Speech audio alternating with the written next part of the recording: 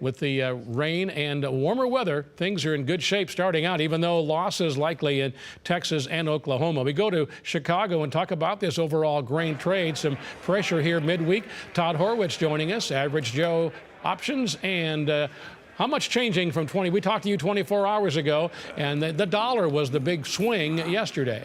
You know, Mark, it's more of the same, but now the dollar has, overnight the dollar got much stronger. Now it's a little bit weaker. But, we talked about this a little bit yesterday. The corn is broken down in December to new contract lows. Not really accelerated through that level, but it has broken down. Wheat continues to be the story. We were looking for $5 yesterday. We came down to $5 and immediately popped off of that level. And soybeans, I think $9 is probably a fairly key level. But the real truth is there's not a lot going on. I mean, we could have all just taken a nap the last couple of days because there really is no action. One of the things we forget is that a lot of this information that we're putting out and we're looking for really is kind of priced in the markets.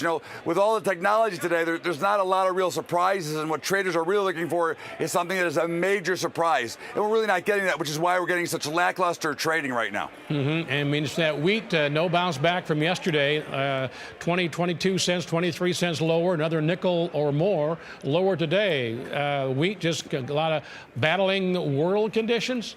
Well, they're battling the world conditions, but also we did get a bounce off of $5, right? We had a pretty sharp bounce when we broke down and had a little bit of a blow-off bottom. But, wheat is the most highly affected by what's going on in the world because we've got a lot of wheat stories. You've got the Ukraine, you've got all kinds of things going on with wheat. So that does make it a little bit more volatile. Plus, it's a much thinner product than the others. So you take all that into consideration, and then you take into consideration the action in the last 4 or 5 years, and it has been the most volatile product that we've had on the exchange for 5 years.